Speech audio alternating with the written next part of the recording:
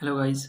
तो आज हम डिस्कस करेंगे प्रोटीन एनर्जी मालन्यूट्रिशन की डिफिशिएंसी के बारे में। इसमें दो डिसीज़ आती हैं जो कि बहुत ज़्यादा इंपॉर्टेंट है NEET exam point of view से। तो सबसे पहले जो डिसीज़ है वो मेरेस्मस है और सेकंड वाली जो है वो क्वाशियोकर है। तो इसमें हम ये देखेंगे कि ये जो डिफिशिएंसी होती है प्रोटीन एनर्जी मालन्यूट्रिशंस, जिसको हम पैम भी बोलते हैं, PEM। तो इसमें क्या क्या चीज़ है कि कौन सी अफेक्ट करती है प्रोटीन से और कौन सी ऐसी डिसीज़ है जिसमें कि प्रोटीन एंड कैलोरीज भी अफेक्ट करती है डिसीज़। तो सबसे पहले हम देखेंगे मेरेस्मस के बारे में। तो मेरेस्मस में जो डिसीज़ होती है वो होती है डिफिशिएंसी होती है प्रोटीन की एंड कैलोरीज की, ठीक है। और दूसरा जो इम्पोर्टेंट और अहम पॉइंट है जो नीट एग्ज़ाम के पॉइंट ऑफ व्यू से बहुत ज़्यादा इम्पोर्टेंट है वो ये है कि ये लेस देन 1 ईयर में होती है। जो भी बेबी लेस देन 1 ईयर का होगा उसके अंदर ये डिसीज़ होगी। तो ये दो चीज़ हमने देख ली। इसी अब आगे हम देखेंगे कॉजेज़ कि इस कॉजेज़ क्या क्या हो सकते हैं। सबसे पहले जो कॉज होता है वो थिनिंग ऑफ लिम्स होते हैं। जो हाथ पैर जो होते हैं वो पतले पतले छोटे छोटे होंगे, बहुत बारीक बारीक होंगे।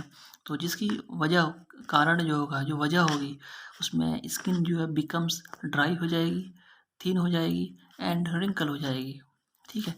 दूसरा पॉइंट आता है इसमें growth rate and body weight decline हो जाएगा। मतलब जो ग्रोथ रेट है बच्चे का, बेबी का, वो भी कम हो जाएगा और जो उसका वेट है, जो वज़न है, जो एज के हिसाब से बढ़ना चाहिए, वो भी कम होता चला जाएगा। और तीसरी चीज़ जो आती है, इसका ब्रेन भी अफ़ेक्ट करेगा। ज़ाहिर-सी बात है, जब ग्रोथ रेट भी अफ़ेक्ट कर रहा है, वेट भी अफ़ेक्ट कर रहा है, तो ऑल्सो ब्रेन भी अफ़ेक्ट करेगा। इसके बाद में जो डिसीज़ आती है, वो आती है क्वाशियोकर। तो इसमें जो डिसीज़ होती है, वो होती है ओनली प्रोटीन डिफिशिएंसी। तो इसको याद करने की ट्रिक क्या है? इसको याद रखने की ट्रिक है एक प्रेमी, एक प्रेमी। तो यहाँ पे के से हो जाएगा क्वाशियोकर और पी से हो जाएगा प्रोटीन। तो इससे आप याद रख सकते हैं कि एक प्रेमी। तो ये खाली इस ओनली प्रोटीन डिफिशिएंसी है। इसी तरह अगर देखा जाए ऊपर मेरेस्मस जो हमने पढ़ा है अभी, तो इसमें जो डिफिशिएंसी होती है प्रोटीन की होती है, कैलोरीज की होती है। Means both protein and calories दोनों की वजह से होती है। लेकिन अब हम यहाँ पे देख रहे हैं क्वाशियोकर, इसमें जो डिफिशिएंसी होती है वो होती है खालिस ओनली प्रोटीन डिफिशिएंसी। और दूसरी चीज़ जो इसमें इम्पोर्टेंट है वो ये है, इसमें मोर देन 1 ईयर का होता है। जो भी बच्चा 1 साल से ज़्यादा का होगा उसके अंदर ये डिसीज़ पाई जाएगी, ठीक है। तो चलिए आगे बढ़ते हैं।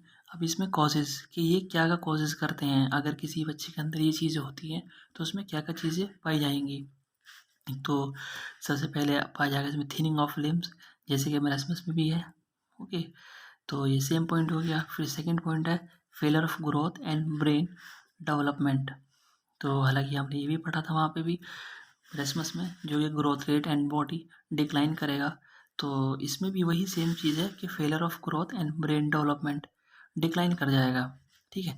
तीसरी जो चीज़ है इसमें वो ये है जो कि उसमें नहीं थी, वो ये है कि ओडिमा, मतलब ये स्वेलिंग पैदा कर देगा कि कोई भी एक्सेसिव अमाउंट ऑफ सेरस फ्लूइड, तो वो चीज़ जो है बॉडी के अंदर स्टोर होने लग जाएगी, एक्यूमुलेशन हो जाएगा, जिसकी वजह से ओडिमा हो जाएगा ऑर्गन्स के अंदर में, ठीक है। फिर जो चौथी और लास्ट पॉइंट है इसका swelling of in body parts. Means कि जो भी सेरस फ्लूइड है जो एक्यूमुलेट हुआ है ऑर्गन्स में, लिम्स में, आइज़ में, ब्रेन में, तो वो ज़ाहिर होने लगेगा। मतलब सूजन, आम भाषा जैसे हम कहें तो उसमें सूजन आ जाएगी। तो इसके ये पॉइंट्स हैं जो कि बहुत इंपॉर्टेंट थे। तो इसमें फिर से हम एक बार रिवाइज कर लेते हैं। सबसे पहले जो डिफिशिएंसी आती है प्रोटीन एनर्जी मालन्यूट्रिशन की, सबसे पहले जो आती है मेरेस्मस आती है, जो कि प्रोटीन यानी कैलोरीज की दोनों की वजह से आती है।